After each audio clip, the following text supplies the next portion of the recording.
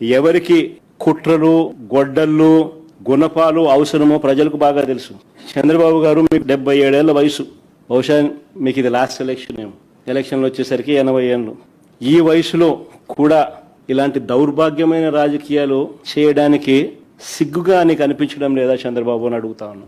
చంద్రబాబు నాయుడు గారి హయాంలో ఈ 2 ఏళ్లలోనే వైసీపీ కార్యకర్తలను ఏ మాదిరిగా దారుణంగా చంపిన ఘటనలు ఎలా ఉన్నాయో ఒకసారి గమనించండి.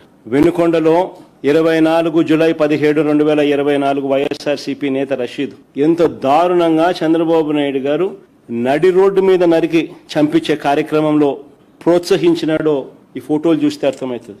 నడి రోడ్డు మీద 2024 ఆగస్టు 4 వైఎస్ఆర్సీపీ నేత పెద్ద సుబ్బరాయుడు, నంద్యాల జిల్లా మహానంది మండలం సీతారాంపురం. నేను కూడా పోయిన చనిపోయిన తర్వాత 2024 జూలై 3 వైఎస్ఆర్సీపీ నాయకుడు సతీష్ అనంతపురం జిల్లా హిందూపురం నియోజకవర్గంలోని గొల్లాపురంలో టీడీపీ నాయకుడు దాడి చికిత్స పొందుతూ మృతి.